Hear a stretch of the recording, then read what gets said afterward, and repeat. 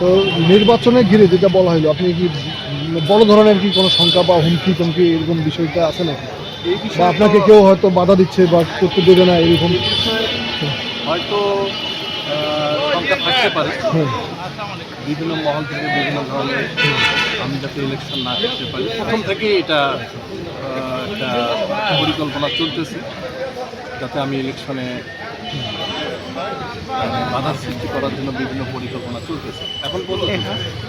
তো আমি আশা করি, যেহেতু আমার কোনো দুর্বলতা নাই, আমার কোনো সমস্যা নাই, কিছু তার নাই, তো আশা করি যদি বর্তমান সরকার এই দিকে নজর দৃষ্টি রাখার জন্য আমি অনুরোধ করছি যাতে নির্বাচনটা যেন আমি করতে পারি।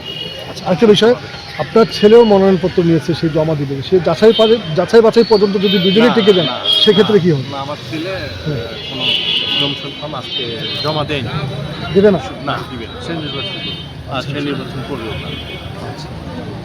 তো নির্বাচনে আপনি আশাবাদী? না না, একটু নির্বাচনে আপনি কতটুকু আশাবাদী? সেক্ষেত্রে তো মনে করেন যে এবার পরিবেশটাই আলাদা সম্পূর্ণ, এবং জাতীয় পার্টি অনেকটা তার বদনাম আছে, সেক্ষেত্রে মনে করেন যে বিএনপি আছে, জামাত আছে।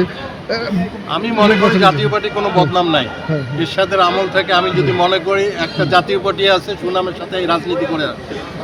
জাতীয় পার্টি বলতে পারবে না কোনো চাঁদাবাজি করছে। হ্যাঁ, একমাত্র যদি পার্টি থাকে জাতীয় পার্টি, সুনামের সাথে হ্যাঁ, রাষ্ট্রপতি আমাদের হোসেন মোহাম্মদ এরশাদ 9 বছর শাসন করছেন, এবং আমাদের জিএম কাদের সাহেব আছেন, আর সবাই আমরা জানেন।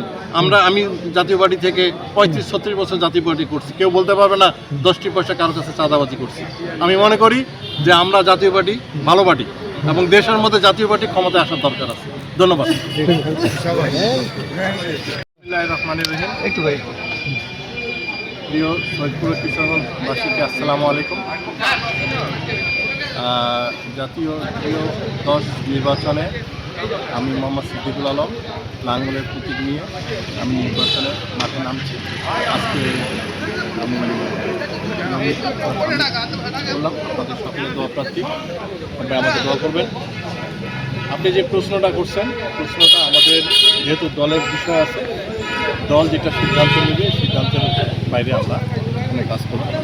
যদি মনে করি যে নির্বাচন সুষ্ঠু হচ্ছে না, যদি দল মনে করে আমার নির্বাচন থেকে সরে যাব, যেটা দল যেটা আপনার সিদ্ধান্ত নেবে এই সিদ্ধান্তের সঙ্গে আমিও।